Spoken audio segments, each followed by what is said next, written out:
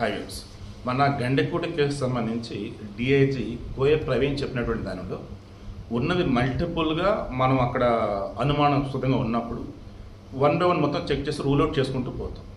అలా సామర్లకోటలో ఈ ములపర్తి మాధురి వాళ్ళ పిల్లల్ని సీజ్ చేసి ఈ ముగ్గురిని ఘోరంగా చంపిన దానిలో ఫస్ట్ అనుమానం వచ్చేసి ఆబ్వియస్లీ హస్బెండ్ మీద ఉంటుంది. దెన్ ఇప్పుడు పోలీసు క్లారిటీ తీసేసుకున్నారు అతను కాదు అని. So rule out. What next? Dog squad వచ్చింది.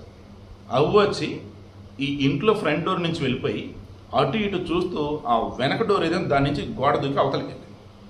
అంటే చంపిన వాడు ముందు నుంచి వచ్చిన వాడు మొత్తం డోర్లను లాక్ చేసి లోపల చంపేసి వెనక నుంచి వెళ్ళిపోయాడు. వీళ్ళది సామర్లకోట ప్రభుత్వ జూనియర్ కాలేజ్ దగ్గర ఉండేది సీతారామ కాలనీ.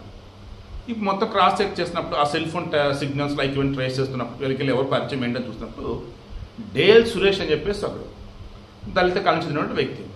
వీళ్ళు కూడా సీమ్స్ టు బి దళితులాగే ఉన్నారు. మేబీ బంధుత్వం అయి ఉండొచ్చు, ఏదైనా గొడవలు అయి ఉండొచ్చు, ఇంకా వేరే ఏదైనా ఉన్నప్పుడు నేను అంత దూరం పోను, ఎందుకంటే పాపం చనిపోయింది ఒక మహిళ అండ్ ఆడపిల్లలు కాబట్టి. సో ఇక నేను ఓన్లీ వీళ్ళకేదో ఇద్దరి మధ్య గొడవలను కుటుంబ తగాదాలను కక్షల కార్పణ ఈ వేళ నేను ఆలోచిస్తున్నాను.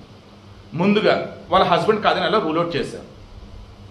అతను ఎప్పుడు వచ్చాడు, ఎప్పుడు వెళ్ళాడు, ఇంటి నుంచి ఎప్పుడు వెళ్ళాడు, ఇంటికి తిరిగి ఎప్పుడు వచ్చాడు, ఈ మధ్యలో ఎక్కడ ఉన్నాడు మొత్తం చెక్ చేసినప్పుడు వాళ్ళ ఏ కంపెనీ తన డ్రైవర్గా పనిచేస్తున్నాడో ఆ మేనేజర్ చెప్పినాడు పలానా టైంలో పలానా చోట ఉన్నాడు అని చెప్పేసి. క్రాస్ చెక్ చేస్తే నిజమని చెప్తే సో ఇతను కాదు ఇంకెవరో తీయండి రా. అప్పుడు చుట్టుపక్కల మొత్తం చెక్ చేస్తూ పోయినప్పుడు తెలిసింది డేల్ సురేష్ అని చెప్పేసి దళిత వాళ్ళలో ఉంటాడు. అతను ఈ ఇంట్లో చొరబడి ఘోరంగా వీళ్ళని చంపి 2 ఉంగరాలు వాళ్ళ ఫోన్లు తీసుకుని వెళ్ళిపోయాడు. ఈ మాధురిని ఎంత దారుణంగా చంపాడంటే వాడు తలంతా నుంచి అయిపోయింది. దాన్ని శుద్ధ రాడ్డు దీన్ని ఘోరంగా కొడుతూనే ఉన్నాడు తలని. పిల్లల్ని కూడా చంపేశాడు.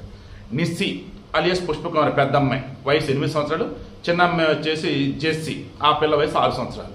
చనిపోయినటువంటి మాధురి వయసు 34 years or 32 years. పాపం ధనుప్రసాద్ ఈ ఇంటి పెద్ద అండ్ ఈ పిల్లల తండ్రి, చనిపోయిన మాధురి భర్త అల్లల్లాడిపోతున్నాడు. ఏం పాపం చేస్తే ఎంత దారుణంగా చంపాడు నా బిడ్డల్ని అని చెప్పేసి. సో డేల్ సురేష్ అనేవాడిని పట్టుకున్నారు పాలకొలలో. ఆ పాలకొలలో పట్టుకున్న వాడిని మొత్తానికి విచారణ చేస్తున్నారు. ఇక రిమైనింగ్ విషయాలు బయటికి రావాలి. కుటుంబ కక్షల నేపథ్యమా, ఏదైనా వ్యక్తిగత తగాదాలు, ఇంకేదన్నా అని చెప్పి తర్వాత మాట్లాడుకున్నాం. ముందైతే వాడు దొరికాడు. మళ్ళీ చెప్పిన కదా పోలీసులు కరెక్ట్గా గనక ఎఫర్ట్స్ కనుక పెడితే ఎంతటి వాడిని దొరకాల్సిందే. సో దొరికేశాడు. బట్ చంపిన విధానం మాత్రం బాబు ఘోరంగా ఉంది నాకైతే.